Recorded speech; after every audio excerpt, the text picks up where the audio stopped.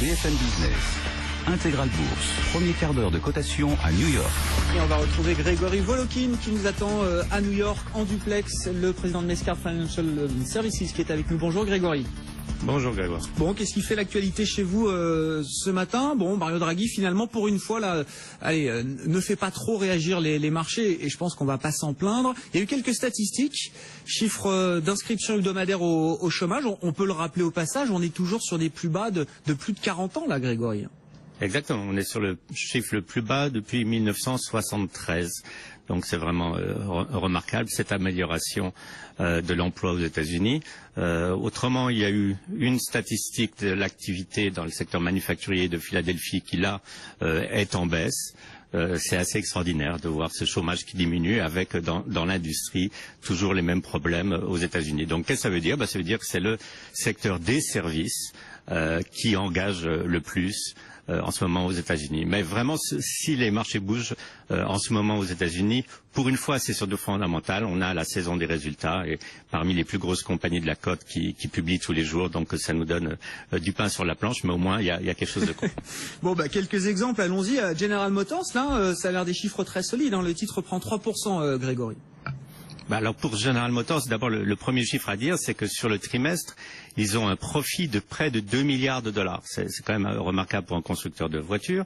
Je crois que ce que le marché apprécie aussi, c'est qu'en fait, le problème de General Motors, c'est qu'ils perdaient beaucoup d'argent en Europe, puisqu'il y a 1 ou 2 années, ils perdaient encore jusqu'à 500 millions de dollars par trimestre. Et là, la perte est complètement effacée. Je crois qu'il reste que 6 millions de dollars de pertes en Europe. Donc ça, c'est très important pour GM. Les activités en Chine continuent à être bien orientées. Alors quel est le problème de l'automobile aux États-Unis? Parce que les actions du secteur ont beaucoup sous-performé.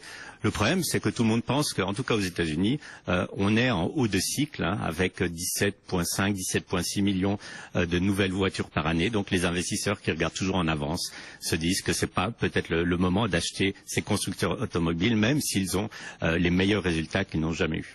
Bon, et puis dans la série des résultats, alors on s'est intéressé au secteur des jouets, de l'entertainment aussi cette semaine. On avait Hasbro en début de semaine qui livrait des résultats avec une tonalité très positive, des résultats qui avaient été très très bien accueillis, Grégory. Le comparable, Mattel, pour lui ça se passe un peu moins bien.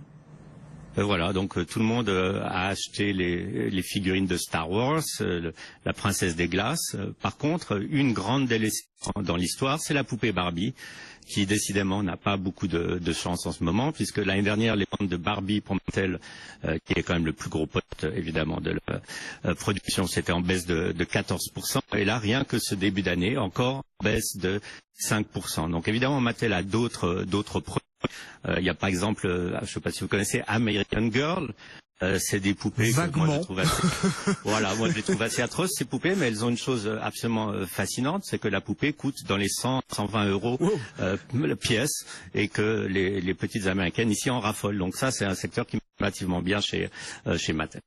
C'est quoi? C'est l'iPhone de la poupée à 120 euros, 120 dollars, 150, 130 dollars la poupée. Bon, voilà. En tout cas, Mattel, effectivement, qui recule très fort, hein, 7% après des résultats qui ne satisfont pas le marché. Alors, il y a aussi les résultats de Blackstone, là, compagnie cotée, compagnie de private equity, mais cotée en... non, ils sont pas cotés, Blackstone. Je dis une bêtise. Ils sont cotés. Ils sont cotés, voilà, oui, c'est ça. Le ticker, c'est BX, c'est la plus grosse compagnie au monde de private equity. Ils ont 338 milliards de dollars sous gestion, c'est Steve Schwarzman. Qu'est-ce qui s'est passé? Le premier trimestre, leur profit en baisse de 75%. C'est l'image de quoi? C'est l'image d'abord que, évidemment, ils sont investis dans beaucoup de compagnies qui sont des compagnies publiques, qu'ils ont rendues publiques, des compagnies comme par exemple Hilton. Il faut imaginer que le début de l'année en bourse c'était très très difficile. Et puis aussi, ils n'ont pas vraiment pu introduire de nouvelles compagnies, celles qui possèdent en privé, ils n'ont pas pu les introduire en bourse, puisque comme vous le savez, il n'y a pas eu d'introduction en bourse pratiquement au début de l'année. Donc on peut dire que pour private equity aux États-Unis, au niveau de leurs résultats du premier trimestre, ça a été très mauvais et très difficile. Par contre, ça devrait s'améliorer assez rapidement, vu que les marchés de nouveau ont plutôt belle allure et que les IPO vont reprendre. Ouais, le retour des introductions en bourse, effectivement. Il y a peut-être une fenêtre qui est en train de se rouvrir avec l'amélioration des conditions et du marché. Merci beaucoup Grégory. Merci d'avoir été avec nous. Grégory Volokin, le président de Mescard Financial Services en duplex depuis New York. Toujours les mêmes problèmes aux États-Unis. Donc qu'est-ce que ça veut dire? Ça veut dire que c'est le secteur des services qui engage le plus en ce moment aux États-Unis. Mais vraiment, si les marchés bougent en ce moment aux États-Unis, pour une fois, c'est sur du fondamental. On a la saison des résultats et parmi les plus grosses compagnies de la cote qui publient tous les jours, donc ça nous donne du pain sur la planche, mais au moins il y a quelque chose de cool. Bon, quelques exemples. Allons-y. General Motors, là, ça a l'air des chiffres très solides. Hein. Le titre prend 3%, Grégory. Alors pour General Motors, d'abord le premier chiffre à dire, c'est que sur le trimestre, ils ont un profit de près de 2 milliards de dollars. C'est quand même remarquable pour un constructeur de voitures. Je crois que ce que le marché apprécie aussi, c'est qu'en fait, le problème de General Motors, c'est qu'ils perdaient beaucoup d'argent en Europe, puisqu'il y a 1 ou 2 années, ils perdaient encore jusqu'à 500 millions de dollars par trimestre. Et là, la perte est complètement effacée. Je crois qu'il reste que 6 millions de dollars de pertes en Europe. Donc ça, c'est très important pour GM. Les activités en Chine continuent à être bien orientées. Alors quel est le problème de l'automobile aux États-Unis? Parce que les actions du secteur ont beaucoup sous-performé.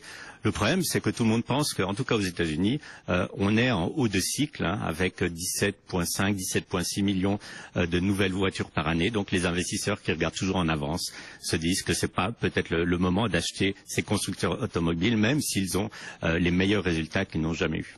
Bon, et puis dans la série des résultats, alors on s'est intéressé au secteur des jouets, de l'entertainment aussi cette semaine. On avait Hasbro en début de semaine qui livrait des résultats avec une tonalité très positive, des résultats qui avaient été très très bien accueillis, Grégory. Le comparable, Mattel, pour lui ça se passe un peu moins bien.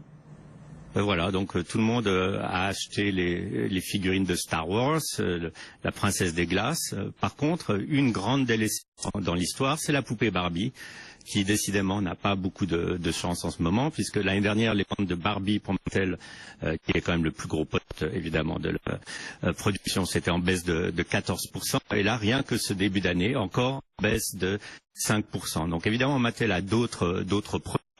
Il y a par exemple, je ne sais pas si vous connaissez American Girl. C'est des poupées que moi je trouve moi je les trouve assez atroces ces poupées, mais elles ont une chose absolument fascinante, c'est que la poupée coûte dans les 100-120 euros pièce, et que les petites américaines ici en raffolent. Donc ça, c'est un secteur qui marche relativement bien chez Mattel.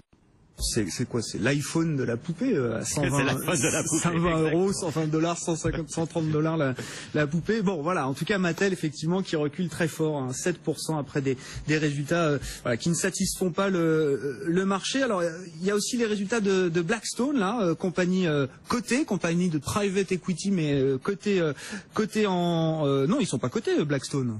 Une bêtise. Ils sont cotés. Ils sont cotés, voilà, oui, c'est ça. Le ticker, c'est BX, c'est la plus grosse compagnie au monde de private equity. Ils ont 338 milliards de dollars sous gestion, c'est Steve Schwarzman. Qu'est-ce qui s'est passé? Le premier trimestre, leur profit en baisse de 75%. C'est l'image de quoi? C'est l'image d'abord que, évidemment, ils sont investis dans beaucoup de compagnies qui sont des compagnies publiques, qu'ils ont rendues publiques, des compagnies comme par exemple Hilton. Il faut imaginer que le début de l'année en bourse était très très difficile.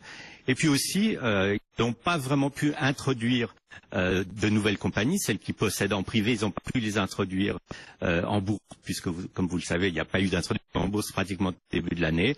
Donc on peut dire que pour private equity aux États-Unis, au niveau de leurs résultats du premier trimestre, ça a été très mauvais et très difficile. Par contre, ça devrait s'améliorer assez rapidement, vu que les marchés de nouveau ont plutôt belle allure et que les IPO vont reprendre. Grégory Volokin avec nous chaque après-midi depuis New York, le président de Mescard Financial Services des marchés américains.